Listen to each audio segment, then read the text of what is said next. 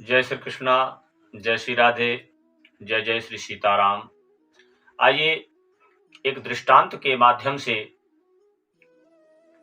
त्याग की शक्ति से, त्याग के बल पर भगवत प्राप्ति और भगवान का भक्त होने का प्रमाण देते हैं।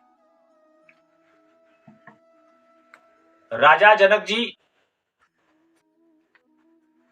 बड़े भागवत थे, बड़े भक्त थे, बड़े ज्ञानी थे। एक समय की बात है कि राजा जनक जी नित्य प्रति सत्संग किया करते थे और जनक जी के राज्य में जो भी साधु महात्मा संत आदि रहा करते थे, वे सभी राजा जनक जी के यहाँ उसी सत्संग पंडाल में जाकर के वो भी कथा सुना करते थे। नित्य प्रति सत्संग होता था और वहां जो गुरु जी कथा करते थे तो वो राजा जनक का इंतजार किया करते थे।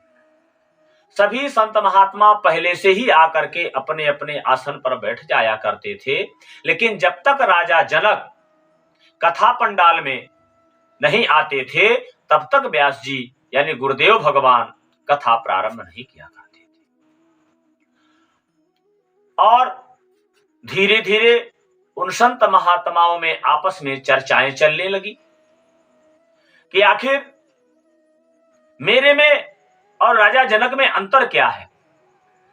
कथा श्रवण करने, सत्संग करने हम लोग भी आते हैं, सत्संग करने राजा जनक भी आते हैं, लेकिन गुरुदेव जी ने जब तक राजा जनक नहीं आते हैं तब तक कथा प्रारंभ नहीं करते हैं। अब ये तो दीवार के भी कान होते हैं। बातें चलते चलते धीरे धीरे गुरुदेव भगवान तक पहुंच गई। अष्टावक्र गुरु जी ने तो वो अंतर्यामी थे, अंतरात्मा की भाव को जान जाया करते थे। एक दिन ऐसे ही सत्संग चल ही रहा था।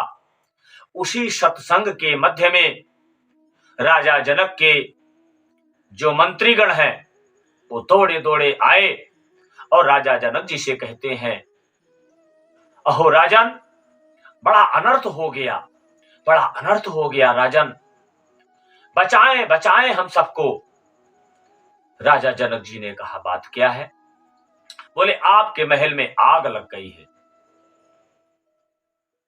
बोले, आग लग गई है तो तुम लोग यहां किस लिए आए हो? जाओ वहां व्यवस्था देखो और आग को शांत करने की व्यवस्था देखो। कथा पंडाल में तुम्हें आने की आवश्यकता नहीं है। यहां तुम अंदर आए कैसे? और राजा जनक जी उनको वापिस भेज देते हैं। कुछ क्षणों के बाद फिर दौड़े दौड़े दो चार सैनिक आए। त्राहिमाम शरणागतम शरणागतम, राजन रक्षा करें रक्षा करें। पुनः राजा जनक जी ने कहा, क्या बात हो गई?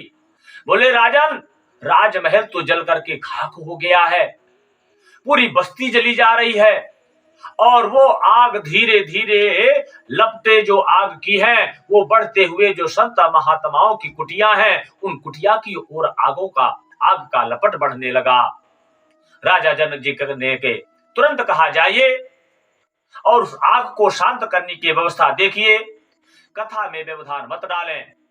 राजा ने डांट करके उनको भगा दिया और जो संत महात्मा वह कथा सुन रहे थे उनके कानों में आवाज आई कि राजा के महल से वो आग आगे बढ़ करके हम संत महात्माओं की कुटिया की ओर पहुंच गई। साधु महात्माओं ने सोचा, एक ही तो लंगोटी है पहने हैं और एक कुटिया में है, जो लोटा सोटा हमारा है थोड़ा सा वो सब जल करके राख हो जाएगा।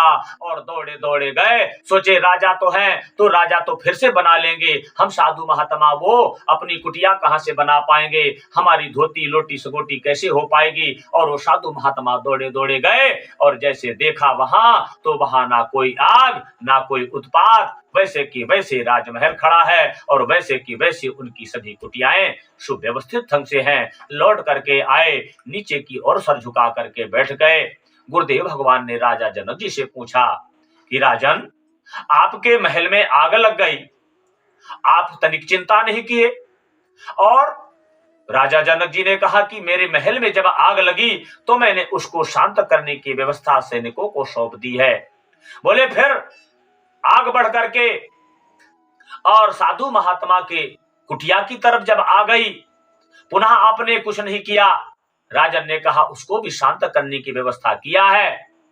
जब तक भगवान को प्राप्त करना है तो जब तक हम त्याग नहीं करेंगे, जब तक हम मोह माया के चक्कर में फंसे रहेंगे, तब तक भगवान की प्राप्ति नहीं होगी। यदि कुछ शिक्षा ग्रहण करना है तो राजा जनक जी के इसी सत्संग से शिक्षा ग्रहण करें कि सब कुछ नष्ट हो जाए लेकिन भगवान की कथा हमारे मन से, हमारे तन से, हमारे शरीर से कभी दूर ना हो। शतम विहाय भुंक्तव्यम, 100 काम छोड़ करके भोजन करना चाहिए। सहस्त्रम स्नानमाचरेत्, हजारों कामों को छोड़ करके स्नान करना चाहिए।